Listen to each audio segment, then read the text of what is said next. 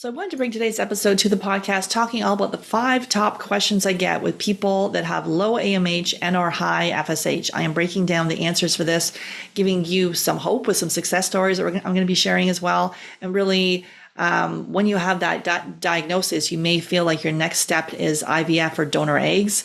And we're here to have you look at this completely differently so you can either improve your chances of getting pregnant naturally, or if you have to go to the fertility clinic, you'll improve your chances of it working. Excited for you to listen. Let's go.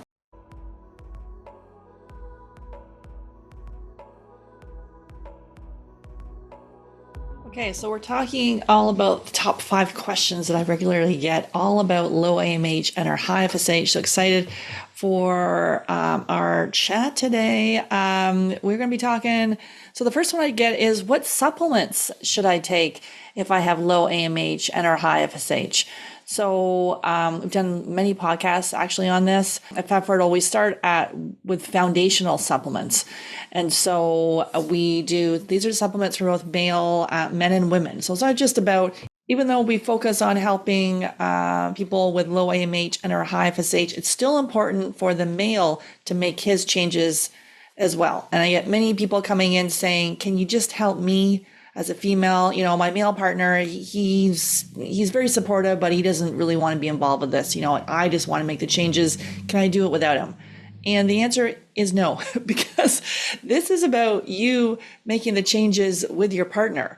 And so it's not about you giving him a list of supplements, telling him not to ride a bike or sit in a hot tub, or, telling him to stop drinking beer or stop vaping, or all these recommendations that we may then, ask our partners to do. It is about you focusing on your health, and then he focuses on his health. Because this is a 50-50 situation here, the egg and the sperm. It's not just, obviously, we're dealing with female factor fertility issues, but many times, even when the partner says his semen is normal, we're finding issues with his health, things he can do to improve. And many times we're finding his semen is not normal. Maybe we haven't even done a proper semen analysis, or maybe we've been told that our semen is normal, but isn't optimal. And so this is really important to work on your health together. And we're looking at biochemical side of things, your physiology, as well as looking at the mental, emotional side of it. So this journey to expand your family can take over your life. And it's not just about the female partner making all the changes. And most times they say the male partner is willing and ready to do, but he's just not been given the plan.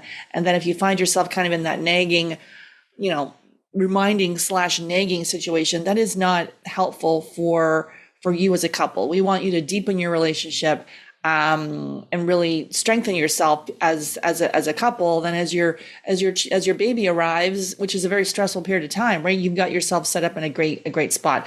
So we do obviously help single people that many people coming to us in their late 30s, 40s, haven't been able to find a partner, or decided just that they want to have their baby by themselves, either with a sperm donor, or maybe they got some frozen sperm that they have, or a partner that's willing to donate. So, or other times they're like, I just have not been able to find the right partner. My time is dwindling, and I want to make sure that I have a child.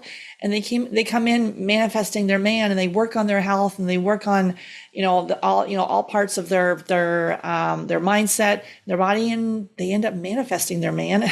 And then they can go that way. But as I say, so it is couples that we work with. And so these the supplements to help with low AMH and high FSH, and really fertility to start with, are we like a starting with a methylfolate. You don't want to be taking a folic acid. We like a methylfolate prenatal. There's a men's multi, so making sure you're getting all those nutrients for both male and female fertility. So that's when we start with. We do an omega, so that is good for both male and female fertility, making sure you've got the proper healthy fats there. We also will do a vitamin D3, K2. We regularly see vitamin D very low in both men and women. So We regularly see vitamin D low in both men and women, so important to do the vitamin D3, K2, and it's not just D3, you need K2 to be able to absorb it. And then we also do CoQ10, which I think many people are already taking some CoQ10. This is really important for both male and female fertility, helps with egg and sperm health.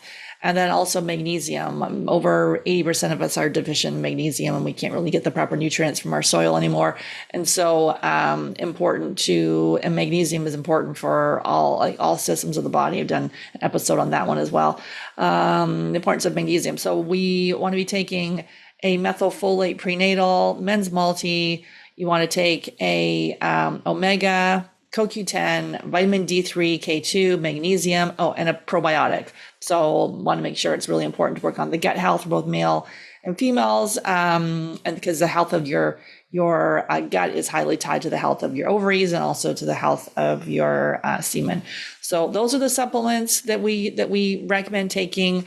And then we do testing. So we're doing food sensitivity testing, stool testing, looking at the DNA of your stool, genetic testing. So then we can further tweak the exact supplements that you need. Maybe you need more B vitamins. Maybe you need choline. Maybe you need, support for blood sugar. Maybe, so this is a very personalized approach. Maybe you need extra vitamin D because you've got, there's a SNP that you have. So we use genetic testing to be able to determine the exact right supplements for you, because what can happen is people are taking a boatload of supplements and maybe you just have expensive pea. They're not the right ones for you. You're like, oh, I'm going to take the bee pollen. Oh, I'm going to take the maca. I'm going to take the Vitex. I'm going to go and take a NAC. I'm going to take inositol, all these things. So, which some of them can be okay, but are they right for you? So we start out with these basic ones. These are the foundational ones. And then we will then tweak it with testing so we can see the exact protocol for us. If you need to optimize hormones, eradicate an infection, really taking a very target approach to that. So the supplement piece is definitely part of our Fab Fertile method. I just think some people kind of get it wrong with just taking too many supplements, not the right ones. And then maybe you're not even taking them, like you buy them and you don't take it for a week and you forget. So it is about some consistency here and really understanding why you're taking it. And it's not about taking these supplements forever. You're not going to be dragging around bags of supplements with you forever.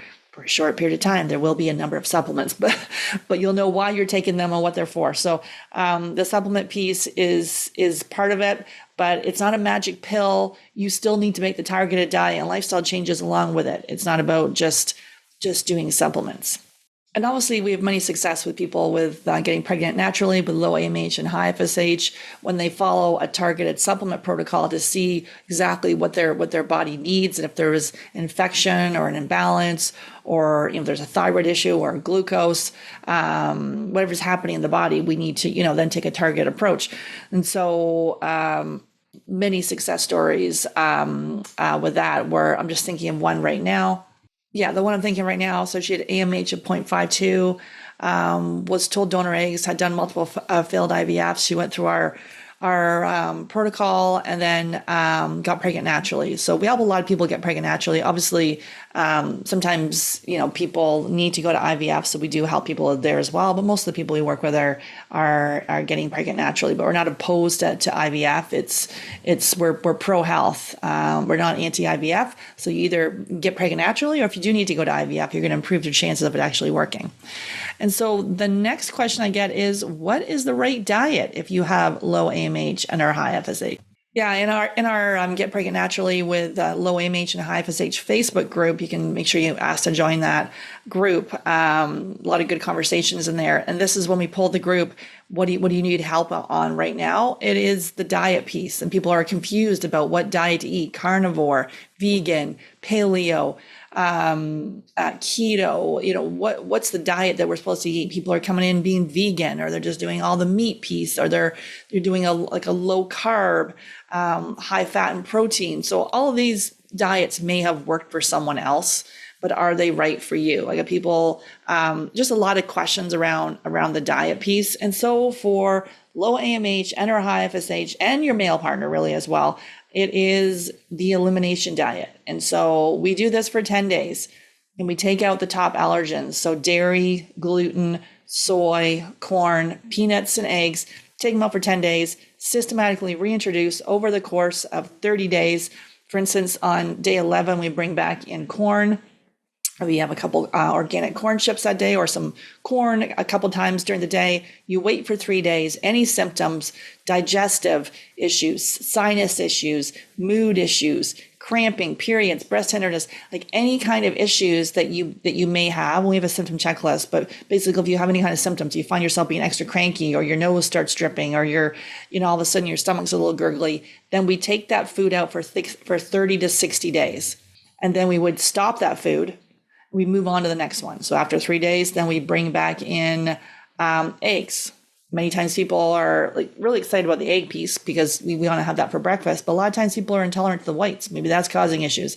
If your body's under attack by even only a seemingly healthy food, it wants to survive, not procreate. So it could be causing inflammation in your body. When we remove that inflammation for 60 to 90 days, then the body can come back online and start to prioritize procreation.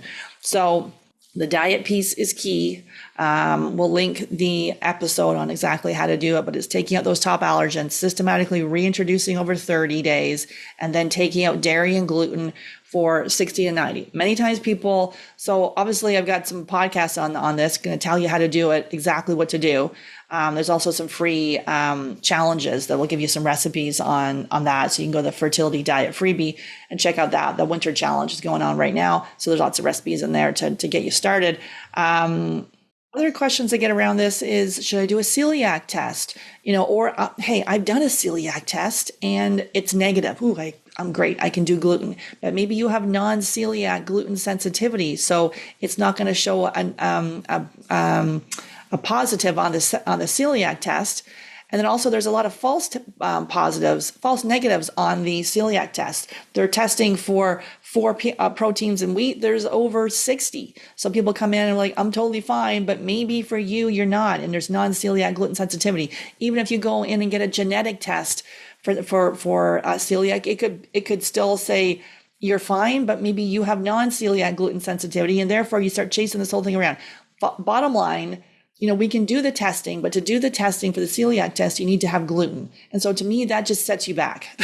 That's going to set you back because if you already know you have an issue, I got people telling me they take out gluten and then they bring it back in and they have immediate reaction of chest, face swelling, rashes, digestive issues, joints hurting. So we don't need to do that. So take it out 100%, 60 to 90 days. We want to fast track this. So we will do elimination diet and then we do food sensitivity testing. And then we're doing, looking at the DNA, the stool. So we're going to be in conjunction healing the gut. So we do this all together. If you want to fast track it, obviously you can do some of this by yourself. So just depending on, how fast you want to get there. Obviously we're going to be your guide and help you along the way. But sometimes, people want to try it out themselves. So you can take out those top allergens, take the dairy and gluten out for 60 to 90.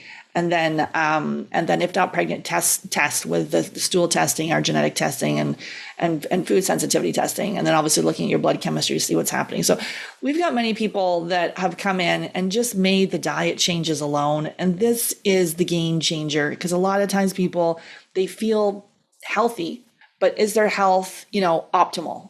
If it was, they'd be pregnant right now. So I'm just thinking of one where she had premature ovarian insufficiency. She'd worked with us. But before coming to see us, had multiple failed IVS, was told donor eggs were her only option. And she came in and she definitely had an issue with gluten. So first of all, it's highly addictive. So she had a hard time going off of it. She kept kind of like slipping back and she had a lot of colds and sinus issues. So she went off for about 3 or 4 months. And then she's like, well, I'm going on vacation. I'm just going to have it. And she felt like utter trash on her vacation, came back and her immune system got low. She got the flu and colds, and she's finally was able to correlate that for her that the diet piece was key. Obviously we did a conjunction, healing gut and working on other hormone imbalances for her. And then on her next IVF, she got pregnant. So this was when she was told donor eggs, nothing would work. She made those diet changes. Obviously we did, looked at gut infections and thyroid imbalances, and mental emotional side of this is equal as important. But for her, the diet piece where she was like, I don't think so. And then she took it out, and then you'd have quite a reaction because you could be eating it and then your system could be low. And then when you take it out, and bring it back in, you can see exactly how it does impact you. And sometimes the reaction can be worse just because it's, the body is now very sensitive to it. But most of the foods you can bring back in. It's not about taking all these foods out forever. Most of them you can bring back in as you heal your gut, having a probiotic, eradicating infections, working on gut repair. So all of that piece can then help your ovaries and your follicle count. We see it all the time. People with low follicle count. Oh, the follicles are now here. You can't test for quality, but we see the embryos are making it, and people go get pregnant. Obviously, you can get pregnant naturally, but if you then go to IVF. So the diet piece is key. The elimination diet is the gold standard. We don't need to fool around with all these different plans. Like, I got it for free on my website here, and there's for free on my podcast, as well as there's a free challenge. So Fertility Diet Freebie, just start it, do it, start with your partner now. Let's go. The next question we get is, when should I start IVF? Or I've already had a failed IVF. What should I do? So this is something we see a lot, where you have the low AMH and the high FSH. Sometimes I'll say, well, why do they recommend IVF? And they'll be like, well, I went and got my AMH measured and my FSH, and they told I had to go to IVF. So no one has looked at the rest of the body. Again, we're not anti-IVF or pro-health. No one's looked at your thyroid, your adrenals. Our whole thesis on this, is it actually early menopause, or is it your adrenals, which impact the thyroid, which then impact your AMH, your FSH, and your follicle count? So no one's looked at the rest of the health. And you go down this road of maybe doing egg retrievals over and over again, trying to bank some embryos. And then you're getting poor quality, you're getting canceled cycles, and they just keep going. There's nothing you can do to improve this. You just have to keep going. Well, that is just poor advice because there's things you can do to improve your health. Like, why is the embryo not making it? Why is it not, when you're doing the PGT testing, why is it not being tested as a normal embryo? There's things you can do in a targeted manner, like we talked about, the diet, the looking at gut infections, looking at using genetics, and then what are those diet and lifestyle changes you can do in a very targeted manner. If the thyroid or the adrenal is struggling, or maybe you have glucose issues, you have low vitamin D. Bottom line, that statement of keep going without looking at your health does not make sense. It's a definition of insanity, and it's spending a lot of money, and the mental emotional side of it is if someone hasn't been through it, I don't think people can really relate to the devastation, the emotional burden, the impact this has on a couple, on a woman, and really how extremely hard this is to keep going and going and going, and thinking and putting your body through all those hormones, right? And then it could be impacting your relationships, your social life. You're putting your vacations on hold, your life on hold, as you keep going and doing all these cycles. Instead of right now, how do we bring joy to ourselves right now? Because our baby wants to come in when we're in a good place, as far as our body is feeling healthy and optimal, our mindset. It's not about waiting to do this till later. We've got to do it now. Mother ourselves, parent ourselves. And so, we've got people with their FSH was in, just at a recent one where the FSH was in the 30s, it came down to a 2. And this person had multiple failed IVF, so we're still working with them. But basically, being able to make those targeted diet and lifestyle change, the diet, the gut infections, the thyroid piece, the overworking with the adrenals, all of this stuff, and then the FSH comes down. People are like, it's a miracle. It is a miracle. But they did the work. It's not about sitting back with your feet up. They did the work, followed the plan, and made the changes. Had people come to us where they've had terrible eggs. Their egg quality was horrible, and told there's really nothing they can do. And they just, again, keep trying. While they came, made the changes. And this person had, she also had endo with low AMH. She had non-celiac gluten sensitivity. There was thyroid issues. There was adrenal issues. She wasn't absorbing her protein. Her whole body hurt just with all the inflammation. And then she went through our fat fertile method, and then went and off and saw her, went to do another IVF transfer, and she had great egg quality. And she had a lovely transfer, and then she had her son. So this was before that, everything was poor, and the cancer cycles were canceled, and there was embryos weren't making it to the different stages. And when she took control of her health, that's what changed everything.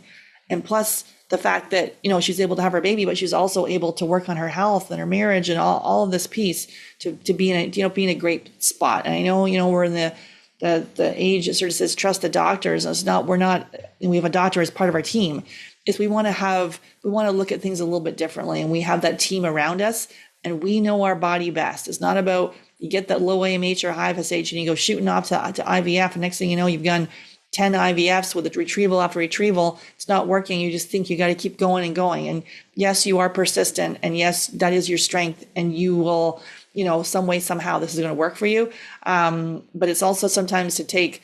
And we feel like this is a pause. This is not a pause. This is the health is the fast track. That's not the fast track. The IVF, that's not the fast track. Your health is your fast track, is the fast track. So we've sort of been sold this bill of goods that, you take a pill for an ill, and next thing you know, you get all kinds of side effects and all sorts of other things going on with your body. So it's to be able to work on your health. And that's what's going to improve your egg quality, your embryo quality, the chances of you getting pregnant, having your child. And so when should I start IVF? Or if I've already had a failed IVF, we need to take some time to work on our health, and that's what's going to improve it. So, we see this all the time, and it is difficult, right? And sometimes we feel like we're taking a pause, or why would I, it's especially if you're in your early, your mid 40s, it feels like, oh, I'm going to have to not be able to, because there's going to be a period of time where we don't want you to try. So if we're trying to address an infection, or there's going to be, some hormonal imbalances in there, we want to make sure you don't have a pregnancy loss. That'll set you back even more. So it is a period of time where you're going to know, based on your protocol, what we're going to determine based on the testing, and then you'll be able to start making those targeted changes. And some of the supplements might be contraindicated, so we don't want you to try, because we see people that don't tell us and they try, then they have a loss. So it's important to have that open communication, and then we can make adjustments. So obviously, we're going to give you a protocol that's going to fast track this for you. So it's just, that's why the mindset is important, because we've got it in the back of our mind that a doctor has told us our AMH is too low. You're running out of time. Your eggs are, your eggs are poor quality, and all that stuff just seeps into our subconscious, which is completely unhelpful. So really important to take a very targeted approach to this, working on your health. And then you'll have the biomarkers. You'll have the data in front of you to determine when or if you need to go to IVF, because right now we're just rolling the dice and guessing when we need to go. And so you'll have the data in front of you to determine when it's the best time to go. The next question we have is, so told IVF is the only answer when you have low AMH.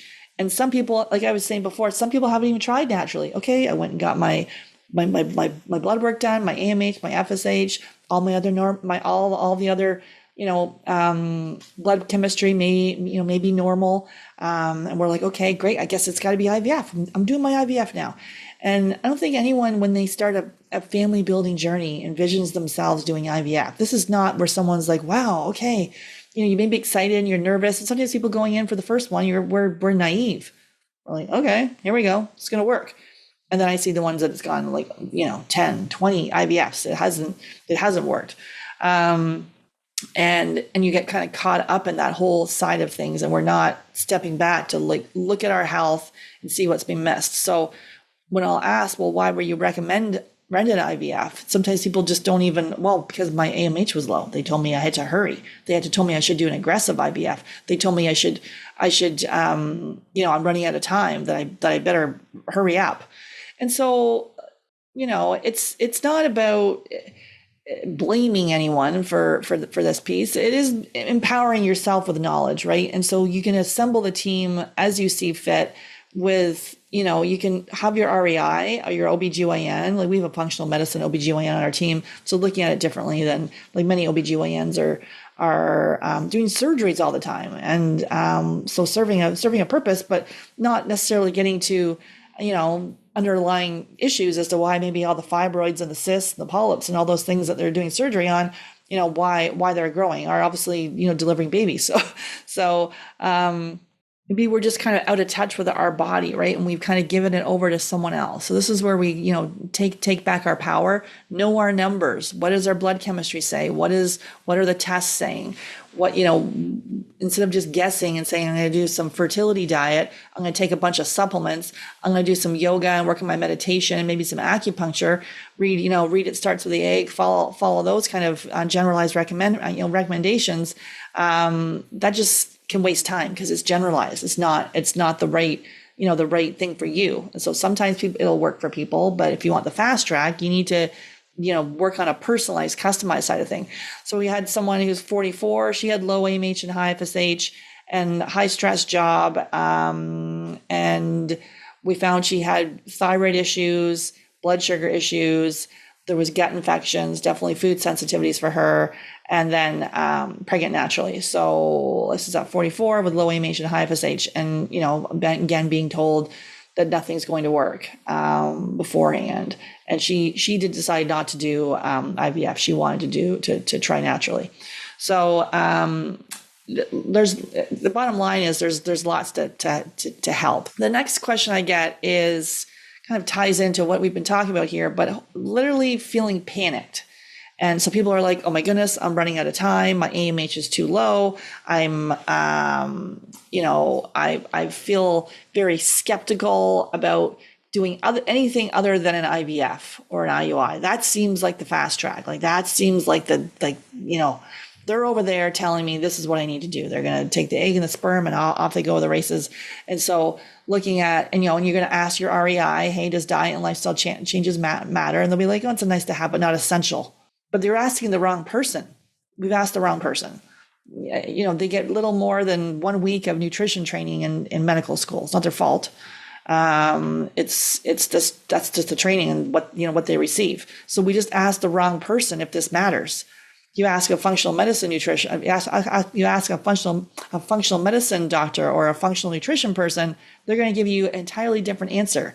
Yes, it is essential for your health, for the health of your sperm, for the health of your eggs, to work on all these diet and lifestyle factors. And so there could be some skepticism because here we are, there's uncertainty. We don't know what's going to happen. We don't have a crystal ball, and no one can give you a guarantee. So what do you do during that uncertainty? Do you find yourself researching late at night? Do you find yourself catastrophizing that it'll never work? Do you find yourself on this little hope roller coaster of like excited, when you're trying and maybe it's coming the 2-week wait and then crash down again. And that keeps going on for months and months. And you're on this roller coaster of hopeful, then being dashed. Do you find yourself maybe, just trying to protect yourself from seeing some of your friends and family because maybe they're having children and you kind of feel stuck.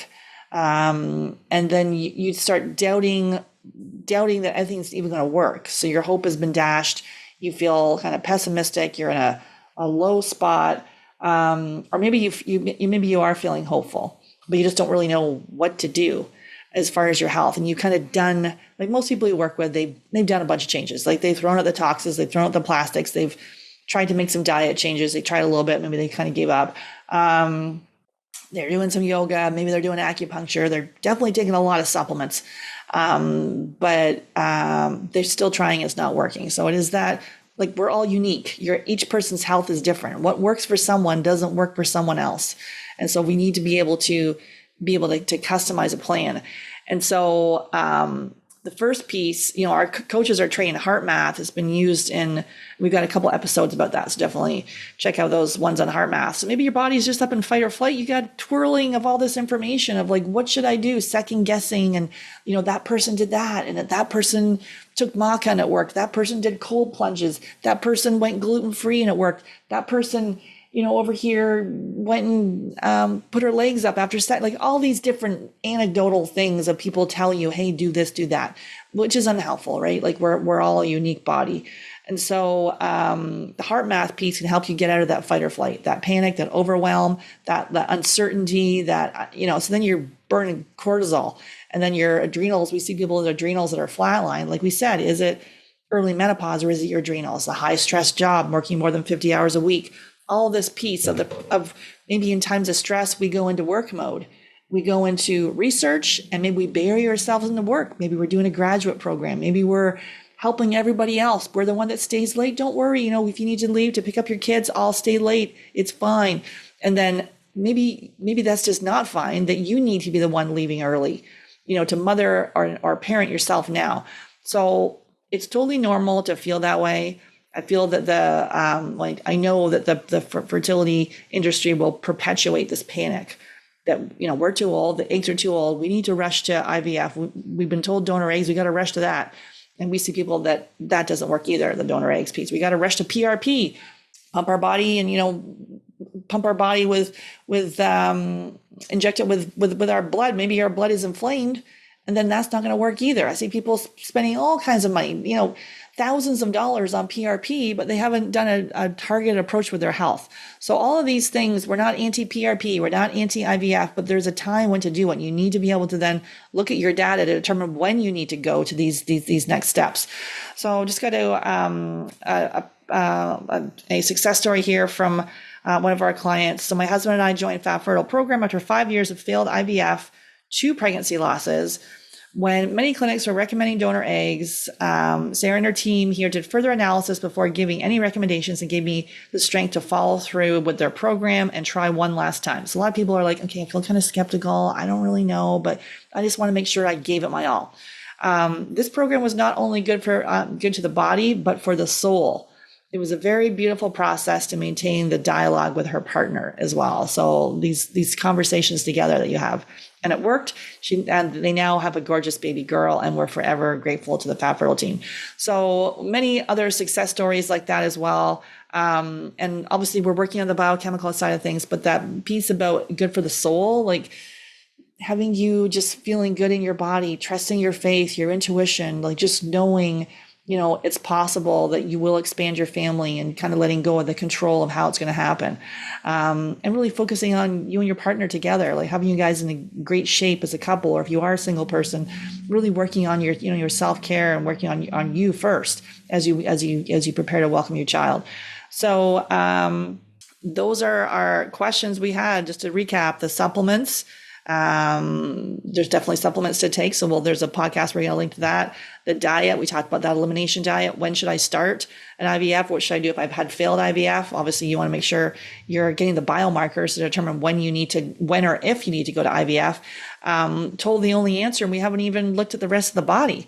Your AMH is low, and we've been told it's IVF. Really? Is that the solution? So again, it's not, that's not the fast track. The fast track is your health. And then the feeling doubting or feeling panicked, all completely normal. But what do we do to then lean into our intuition, our faith, so we can know that it's possible? So excited for you, hopefully to look at this completely differently. If you want to book a call with us, we can come up with a plan for you. So take care.